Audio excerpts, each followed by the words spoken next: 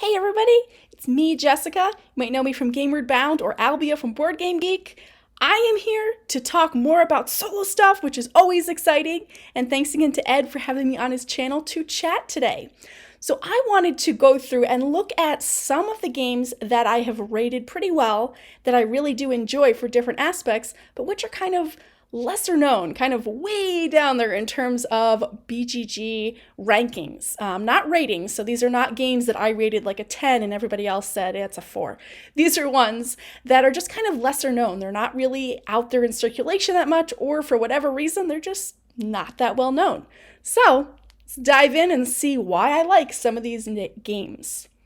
First up is Harsh Shadows, which is a solo spy game, which really does capture the theme really well. This is in a small box, and you're going to be kind of going around setting up locations and sort of tracking down and collecting clues and trying to track somebody out there. So it's really quick, and I enjoy it just because it's very different, and you do get that you feel like you're just tracking somebody.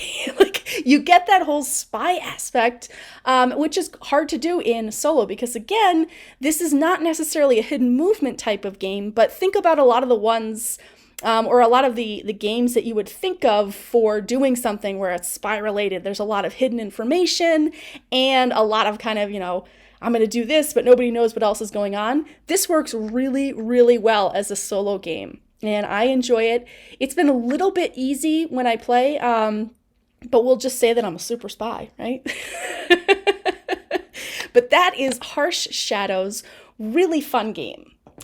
Another one, which actually surprised me recently, this has been sitting on a shelf, I think. My husband picks up random games I don't even hear of. This is actually Rune. And this one surprised me because it is one of those ones where it looks like it has no solo mode. It looks like it's a 2 to 3 player game. I opened it up, just kind of going through, checking components. This is what I do. And there were actually solo rules in there. There's 3 different solo modes.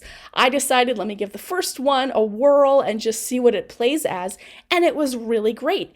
It's almost a mix, if you're familiar with Sprawlopolis or Orchard, a 9-card solitaire game, it's almost a mix of those. You're sort of laying out cards. They can either overlap or go adjacent to each other, and you're just creating areas of 3 different types of runes, which you can see on the cover. There's 3 different colors. You set out a couple of meeples who are sort of your rune masters, and you just figure out your high score. It's very quick. This plays in maybe, this is a 5-minute game. But there's also other solo modes to explore, and I found myself just really enjoying just the simple fun of just laying out patterns and seeing how I could sort of manipulate the cards to get some really good scores. I did not get some very good scores, but it was still fun nevertheless. So that was Rune. Another one is Project Dreamscape. And this one is you're sort of going through a dream and you are collecting, sort of making patterns with the cards. It has a really unique art style. Some people love it, other ones don't. This kind of reminds me of Mr. Cabbage Head's Garden, where some people, the vegetable people, are great, cute, whimsical. Other people are like, no, thank you. But I like the art style here. It does feel like it's very dreamy. You have like little sheep, like counting sheep in the sleep sequence. But it's another one about kind of laying out a pattern of cards this time. But each card sort of has its own different abilities. So you might be able to move a card back or flip it. And actually each card sort of has its own, sort of has 2 different parts of it. So you're going to decide which part of that card you're going to use. So there's dual purpose cards, really nice. Just the theme of this again is like Onorim, the one that I can never pronounce, of kind of going through a dream. But this one I think it has a much different art style, and it does not play the same with just kind of the card play. There's a lot more going on here, but it's still pretty lightweight. And it's just a very pretty, nice type of game that I definitely have not played in a while. I looked at this, I saw it, I said, hey, when was the last time I played that? I don't know. But This is what happens when you have too many games. But I digress. Next game on this list is sort of a unique title, I would say, and that is the Crusoe Crew. And this one is a little bit more of, it's more of a game book, but you actually get 4 game books here. And I'm just gonna, we're not doing unboxings. I want this to be quick. I don't want to spend forever doing this. But what you get is you sort of have, let's take a look if I can open it up here. There we go. That's not a problem with the box at all. That would be me. Operator error. You have a map, which is going to help you decide where to be going when you get clues, but what you get are 4 different books. So here's one, and then each character has their own book. You might say, well, are they completely different? They're not. But it's pretty cool how it works. So you can play this solo, which is how I play it, but you can play up to 4 different people, each with their own book. And what ends up happening is each character, again, has their own unique ones. So this character has a little friend, a little animal friend. So in a scene, you might see that 3 of the characters have the exact same scene in their books. Identical, fine, it's great. But then someone might say, wait a second, I have like a hidden number over here and I can go and do something in my book that you can't do. Can I go do this?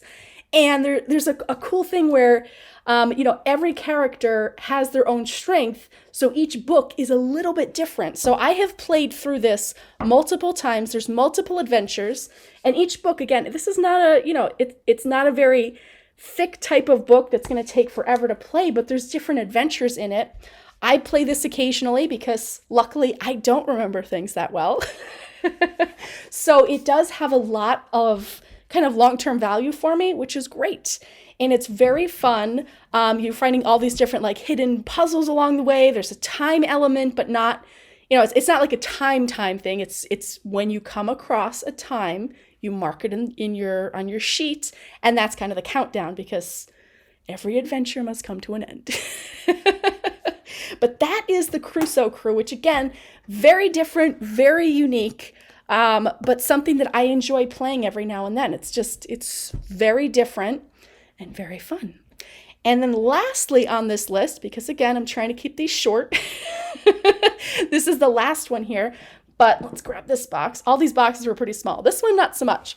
This is Veilwraith. And Veilwraith, I actually played a lot when I first got it. And it's like, there he is. There's my friend right here. This box is semi-heavy, and I'm going to put it over there for a second. I might actually grab the box top.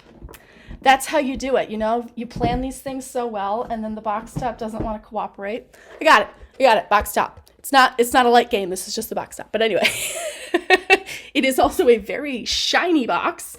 So there's a lot of, all right, you know what? Stop it, Veilwraith, let's talk about it rather than playing around with the box. But this one is a really interesting game where you're playing through vignettes. I'm getting over the flu, and that's one of the words that just will not come out right now. Anyway, you play through these vignettes or scenes. You have your deck, your starting deck, and as you go through, you augment this deck a little bit and kind of pick how you're going to be going through these adventures. And they are tough. You're trying to collect keys as you go through, but you have enemies along the way. And beating them is not easy. There's a little action type system, and I'm just really paraphrasing this here. It's not a super complex game, but there is a lot to it.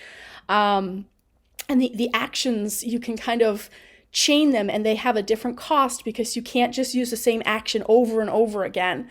So you have that in front of you. And your cards, you kind of have to work through them and figure out how am I going to do this. And then you get to choose again at the end of each vignette when you succeed, hopefully. You get to kind of change up how your deck works. And you learn over time. When I first played it, I definitely did not make the best decisions. But there's a lot to choose from and sort of figure out your own path through there. And there's an overarching story. I found it to be really, really different. And not too in-depth, but still really enjoyable. So I wasn't sitting there forever being like, all right, I got to construct this deck and I got to change this and what is this? It was pretty straightforward, but also fun. And I can definitely see myself playing through it again. I also have the expansion, as I figured out when I opened the box, that I never played yet. So plenty more content there and lots more to enjoy. So that's Veilwraith. And that is everything for this video, at least. Kind of the 5 games that I enjoy that are really down there in terms of sort of the overall ranking on Board Game Geek, which doesn't tell you everything, but does sort of indicate these are lesser known titles, but you find a lot of great ones down there. These all are like around 5,000 or 6,000, so down there. But again, it's fun to kind of explore different games and just find what's out there. So I am sure I will be back with more hidden gems and then some of the top games. I do own a lot and I play a lot solo, so I have a lot to talk about. Thank you for watching. Hopefully this was fun and enjoyable to see these. I'm sure I'll be back again. Take care. Enjoy playing solo. Bye.